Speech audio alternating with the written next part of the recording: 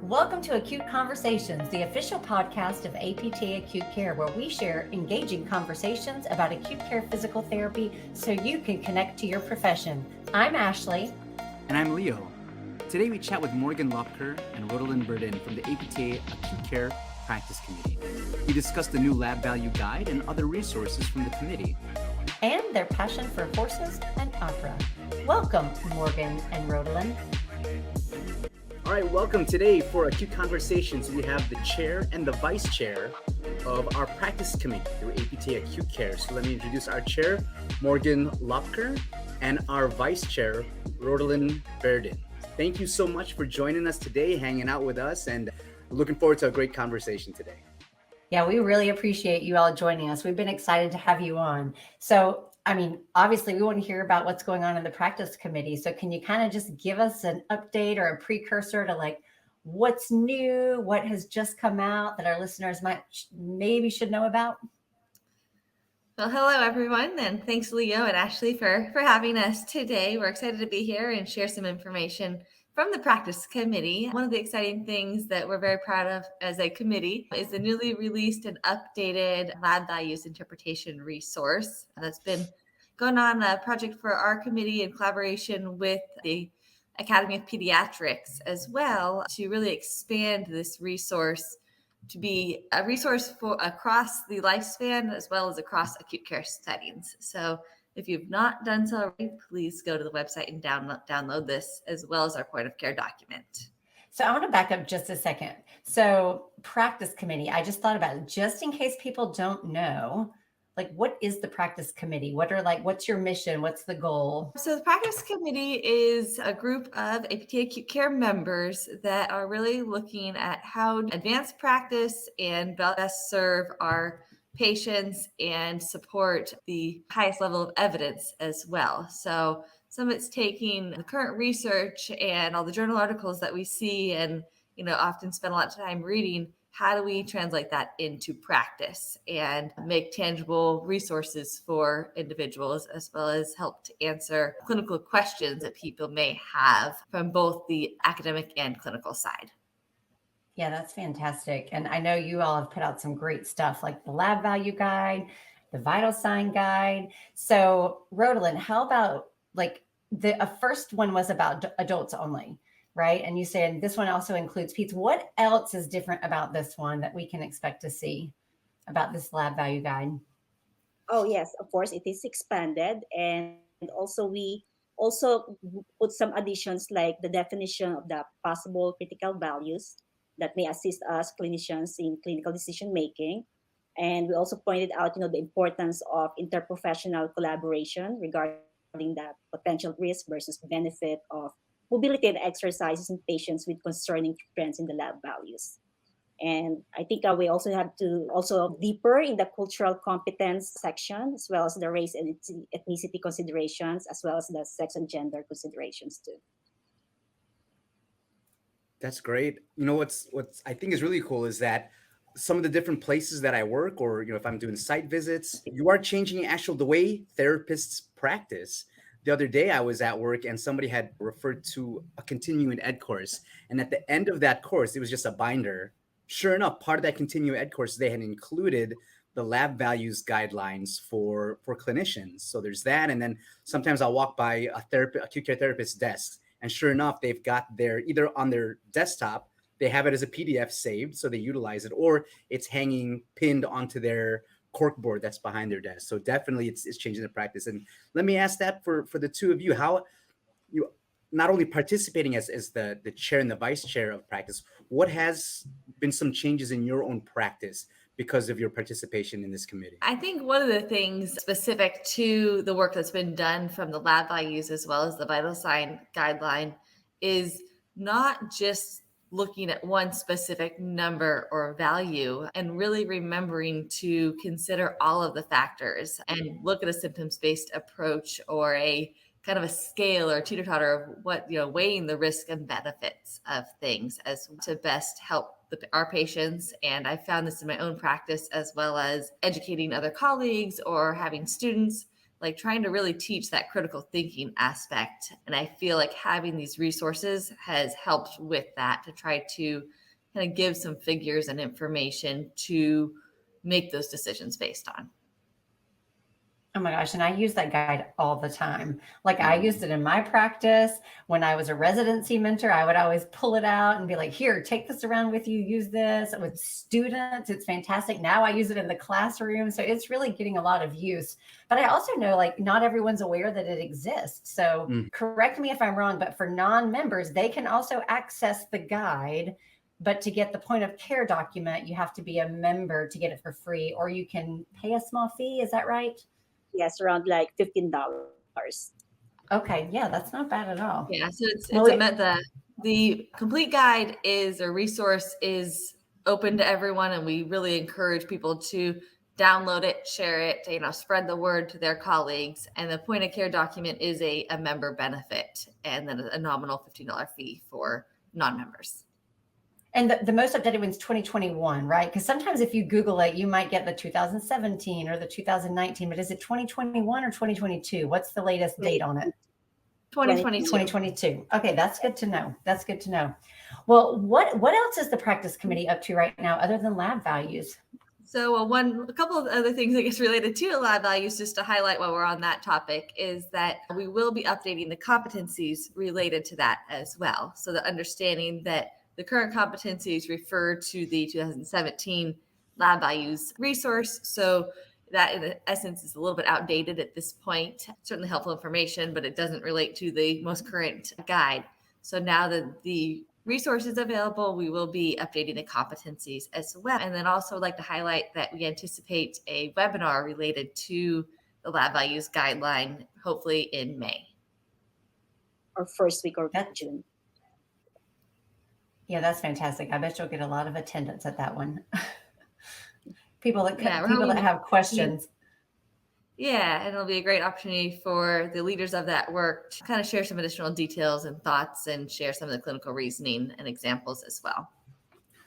I just want to share my experience of being part of the practice committee, that between Morgan and Rodelyn, you also help kind of with all this organization, but there's a lot of like big brains in the practice committee. And what's so awesome is that there are people that are well known, that are well published, that are at the forefront of the research within our field, and you're working on projects with them, right? And you're emailing them and you're having these conversations. Could you talk a little bit about, a big thing that a lot of them mention is this whole idea of symptoms-based approach. Now, let's say as an early clinician and as a student, I remember, for example, let's take hemoglobin. Hemoglobin, the patient, I look at the chart, it's 7.9. And it was like, pump the brakes, they're 7.9. I haven't even looked at the patient. I just know that from the chart, it's 7.9. And I remember documenting, please, I'm just being honest here, unable to be seen because of low hemoglobin. Now, again, this is 10 years ago. This is outdated practice. Could you talk a little bit about this whole concept of what a symptoms-based approach is? Well, for me, it's like, just don't rely on those numbers. You need to look at the whole clinical picture, and you have to go and still check on the patient. Is the patient, although it's the hemoglobin is 4, maybe the patient has like a cancer that could, the reason why the hemoglobin is low. So for me, it's just like give the patient a chance, make sure that you go into the room and then check on the patient and see, what the patient can do. It's just like not giving them the benefit of the doubt or the benefits of mobility. So for me, that's really important. And I think part of it too, to tag on what Rodelyn's saying too, is it's also highlighting the importance of monitoring vital signs with these patients. So not just assuming, okay, we need to get every patient up and moving and, not pay attention to these numbers at all, but correlate the lab values with any anticipated signs or symptoms that you may see that would be correlated with those lab values, as well as the symptoms. So is the hemoglobin 5 and they're orthostatic and dizzy, don't tolerate sitting at the edge of the bed, well, we may not want to continue to progress and walk them down the hall. But if all the vitals remain stable, that may be a reason to proceed as well. So it's just highlighting using all the information that we can to give the patient the best possible treatment. Yeah, and it also elevates the level of our practice too. right? Because we're able to make more informed, evidence-based clinical decisions as a result. So yeah, kudos to you all on that. Congrats for getting that out. I know it was a lot of work. Well, and as Leo highlighted too, it has been really a pleasure and an honor to be able to collaborate with so many different experts in our field to release these resources as well. And we certainly wouldn't be able to have the quality and the level of expertise within these guidelines if it wasn't for the willingness of all of our committee members to come together. Yeah, so you all are working with all these amazing people in practice committee. And I'm sure some people are out there like, well, how can I get involved? How can I work with all these amazing people? So if somebody's listening and is like, hey, I want to help with some of these guides or competencies or just some of these resources, period, or I have an idea that I would love for them to do, how can they reach out? How can they get involved?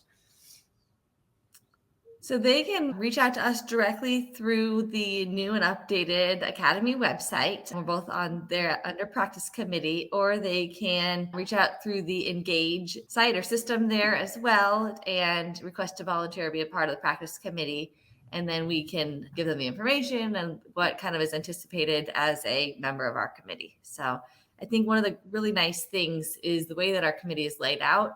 We do take all kind of intermittent projects. And they kind of fluctuate throughout the year. So it's not like, oh, I'm committing to, 20 hours a week of 20 hours of work a week every week. It's, I'm going to work on this project. Okay. For the next 6 months, maybe, if it's a long-term project, it might be longer than that, but you can commit to the time that you have. And also because we do end up with projects in various different areas, people can really find what their expertise is as well, and ability to contribute their knowledge.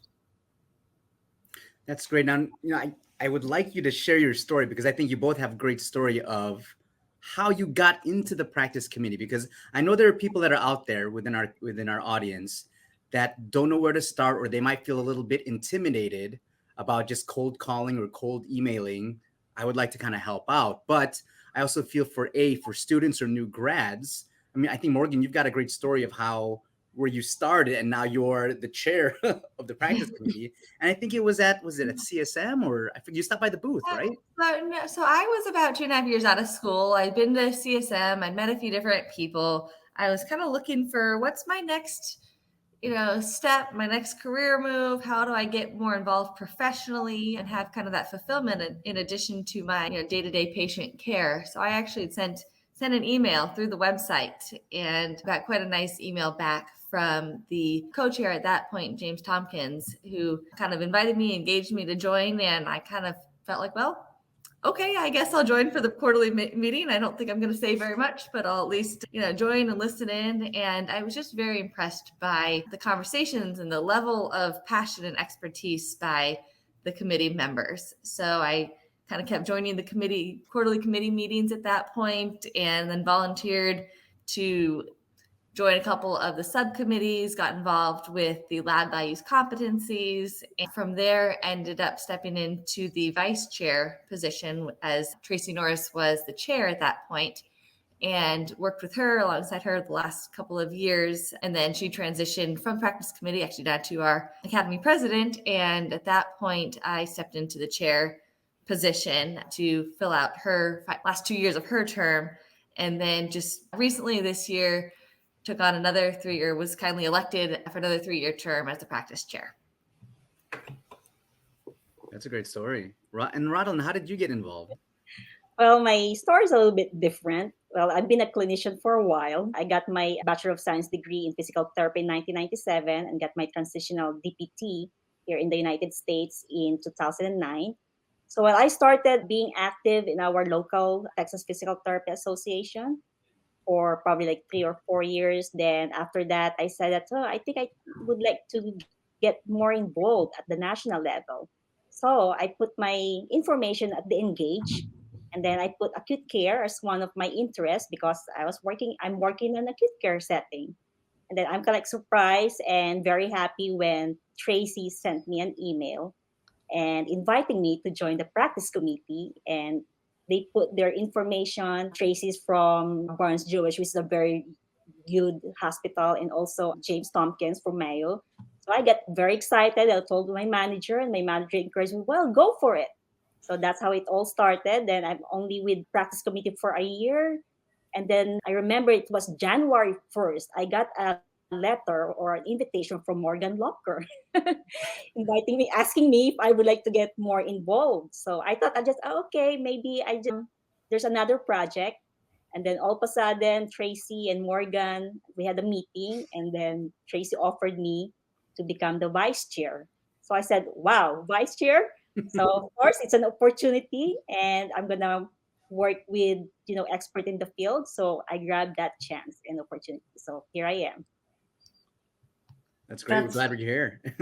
I know that's really good. I love hearing people's stories of kind of how they got where they are. And usually it's not this like one time thing. It's usually like a build or like you're networking, and eventually these opportunities kind of open, which is really cool. And I also think it's important, like for people to know, I think you give as much time as you can, right? Like if there's an opportunity that you're like, that is too much time, I cannot do that, you're not obligated. But if it's something you're like, okay, I'd be happy to help with this here, and just give what you can, right? Like we'll take it all. Like we love having our volunteers.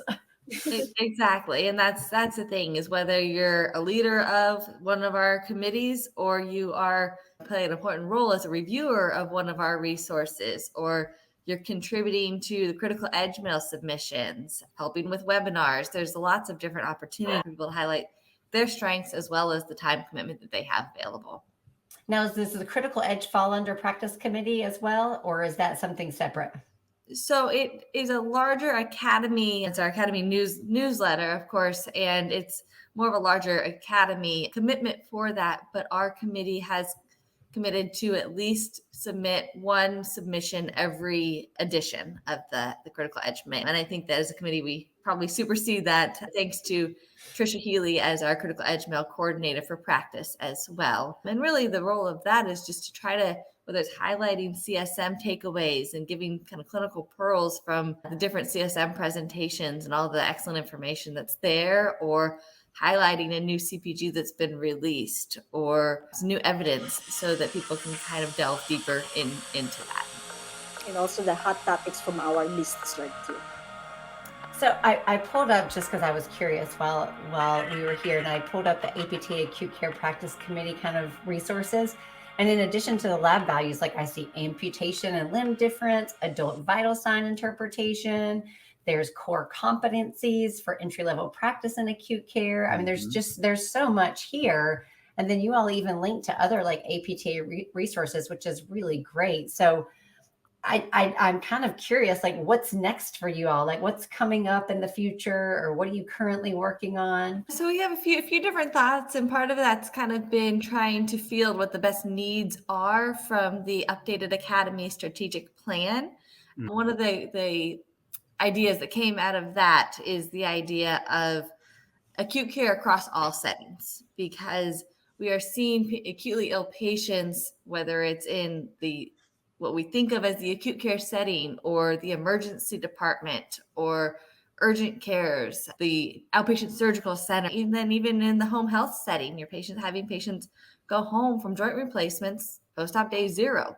Well, when that home health therapist is going out to see them, that patient is still pretty acute. So it's trying to think about how can we make our resources and share our knowledge for all settings that clinicians are seeing patients with acute conditions. So that's kind of one of our thoughts there.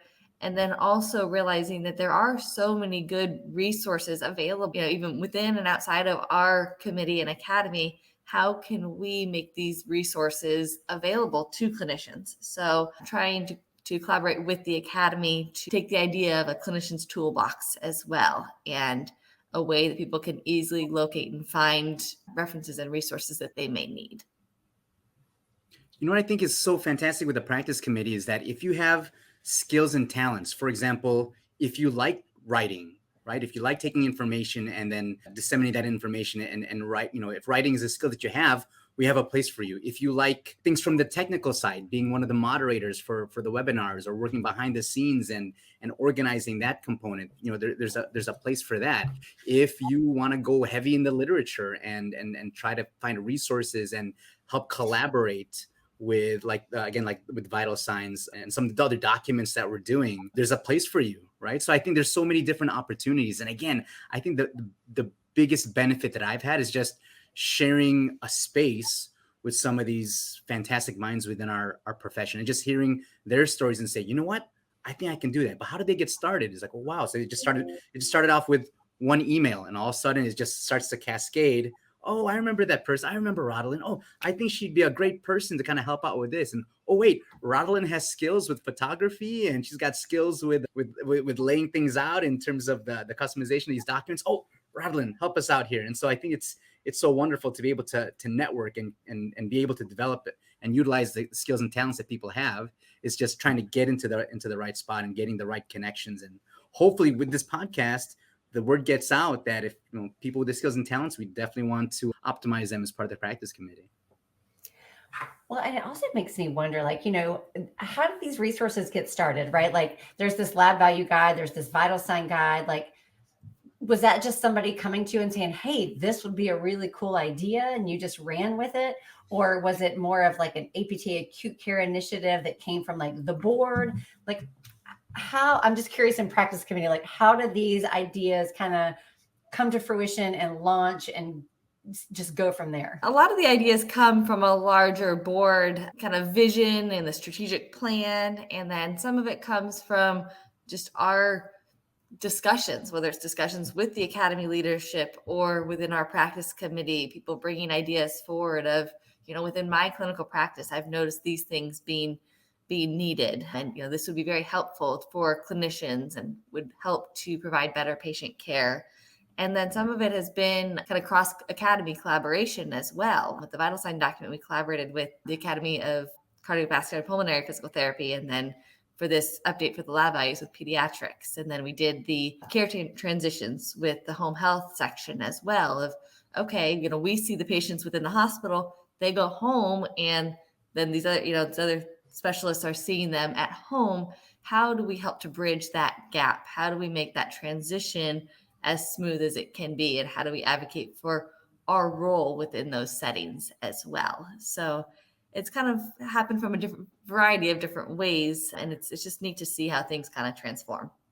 Morgan, I think you're an expert on this topic, aren't you? Weren't you published in Jackpot about this transition from hospital to home and some of the challenges? And acute care is not necessarily a play in terms of the acuity. We did along with a couple of our other acute care academy leadership and members, as well as those from home health. We did publish something, I guess it was end of last year. Feels like it was a long time ago, but yeah, based on advocating for our role in acute care and in that transition, whether it's the importance of PTs being involved in interdisciplinary rounds, whether it is the importance of our discharge recommendations and how we as clinicians can advocate for that. Because I think sometimes, especially for newer clinicians, it can be a challenge where it's like, well, I know what I should recommend or what I think is right, but how do I voice that to others within the interdisciplinary team? So trying to give them the tools and the resources they need to be able to better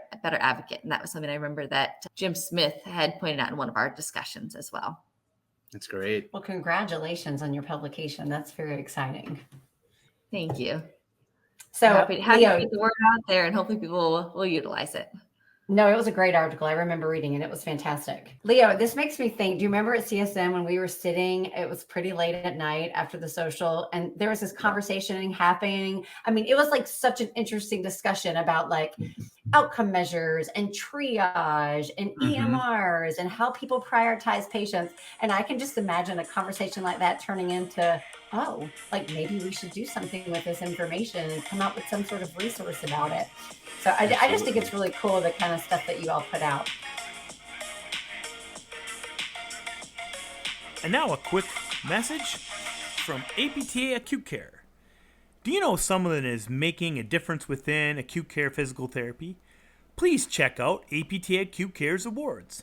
We would like to recognize and illuminate the practice of more deserving colleagues and celebrate the great services they provide. To honor the various contributions, APTA AcuteCare has 5 awards: the Mary Sinnott Award for Clinical Excellence in Acute Care, the James Dunleavy Distinguished Service Award, the Judy Euler Fellowship Award, the Lecture Award, and the Catherine Harris Educator Award. These awards are the highest honor APTA AcuteCare can bestow in recognition of excellence and are awarded at CSM annually during the membership meeting. APTA AcuteCare members, and in some instances non-members, are encouraged to nominate deserving individuals. To view the nomination forms and descriptions of award criteria, please check out our show notes below. Nominations are accepted until October 30th, 2023. And now, back to the show. I bet our listeners probably want to know a little bit more about the two of you just personally. So briefly, I think Morgan, I read something about you being into horses, and Rodelyn, I think I read something about you really enjoying theater. So I'd love to hear just a smidgen of that before we do our rapid responses. Yeah, I did. I grew up riding horse from the age of 5 till when I went to college. I rode competitively. That was pretty much my every day out taking care of the horses and riding, training them. I really enjoyed taking the young horses and the challenge, training them and seeing how successful we could become as a team. So that was a lot of my passion growing up, and hopefully one of these days I can get back into it. That's so cool. And Rodelyn, what's your favorite show? Oh, wow. Well, I really can't sing and I can't dance, but yeah, my husband and I, we love to go to symphonies, Broadway musicals, and operas. Well, when it comes with my opera, my favorite one is the Mozart's Magic Flute. I don't know if you heard about that. Yes.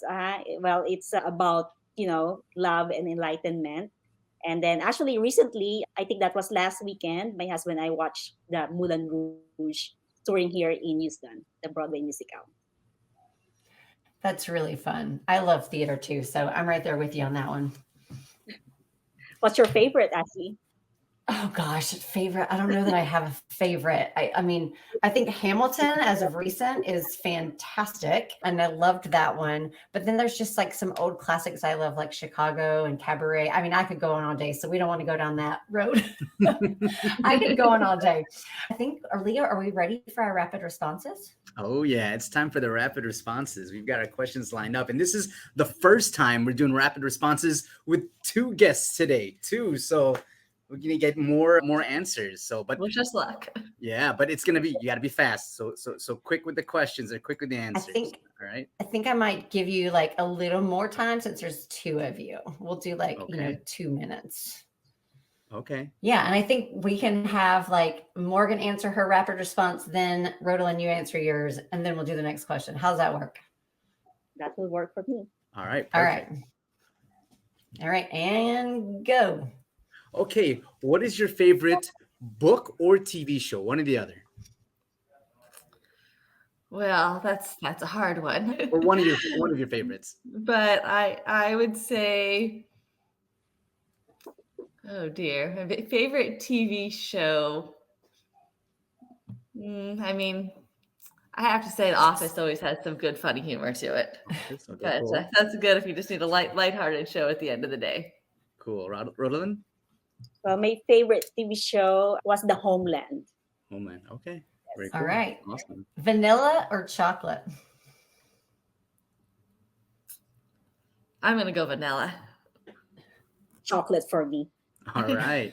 Next question. Favorite way to exercise? I am definitely a yoga fan. I've definitely gotten into hot yoga in the last couple of years.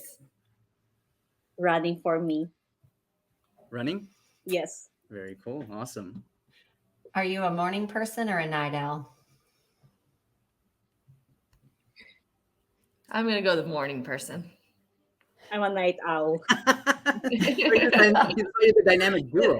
That's why we can be working on projects, and I'm on the Pacific time zone, and Rodelyn is on Central time zone. So evenings work out well that way. Get 24-hour That coverage. works. It worked out perfect. What's your most favorite outcome measure, or one of your favorite outcome measure to use on AcuteCare? Morgan first. Well, working significantly with the stroke population, I have to say that I really like and appreciate the PASS. Okay, cool. Postural assessment and stroke scale. Fantastic. You got it. Boston MPAC. Oh, yeah. 6 clicks, baby. All right. We're coming up on time, so we're going to do our last question. You know you work in acute care when and finish the sentence. You have an extra change of clothes in your car because you never know what might happen that day. Absolutely.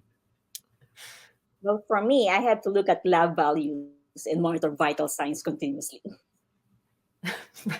Like we get nervous if we can't see them, right? Right. I know. I always If tell there's people one when I thing have that- to go. Go ahead, Ashley. Oh, I was just gonna say I tell people when I go off the telemetry floor and I don't have vitals anymore, I'm just like, what is going on? Like this makes me really uncomfortable. I was about to say, if there's one thing that our listeners can learn from our podcast is have extra scrubs. That's the recurring theme throughout all of our episodes is like have extra scrubs ready. We should actually get sponsored by a scrub. We really should. Scrubs. We should. Right. And if you're new to acute care or you're a student in acute care, just take an extra pair. Trust us. You will need it at some point. Absolutely. So Morgan and Rodelyn, where can people find you all? How can they contact you and how can they or at least hear more about the practice committee?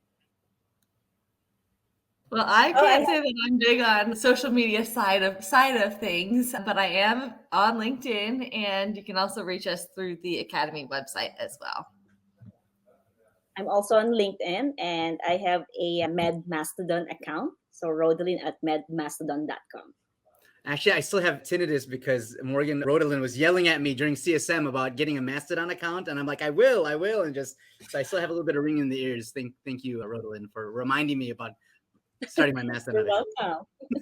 I think another thing we're learning is like a lot of PTs have LinkedIn accounts, but not necessarily as big on social media.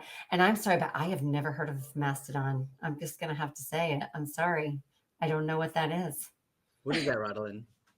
Well, it's a social networking service, but it's decentralized, unlike the Twitter. I'm going to have to look into this. Not a lot of always- physical therapists over there. So if you would like to connect with physical therapists around the globe, so that's the area. Well, thank you both for joining us today. All right. You can We'll do see that. you- Except, yeah. All right. Thank you both. Bye. We would like to thank Morgan and Rodelyn for joining us today. Acute Conversations is the official podcast of APTA Acute Care. It is hosted by Leo Arguelles and Ashley Poole. Executive produced by Katie Brito and Edward Mathis. Music by Alexia Action from Pixabay. For more information about APTA Acute Care, please go to our newly updated website, aptacutecare.org. And be sure to check out our show notes for links and resources from the Academy. If you found value from our podcast, please be sure to subscribe, follow, and share with your friends and colleagues. Join us in 2 weeks for a conversation with the 2023 APTA Acute Care Lecture Awardee, Alan Lee. Thank you for listening, and may your shoes and scrubs stay clean today.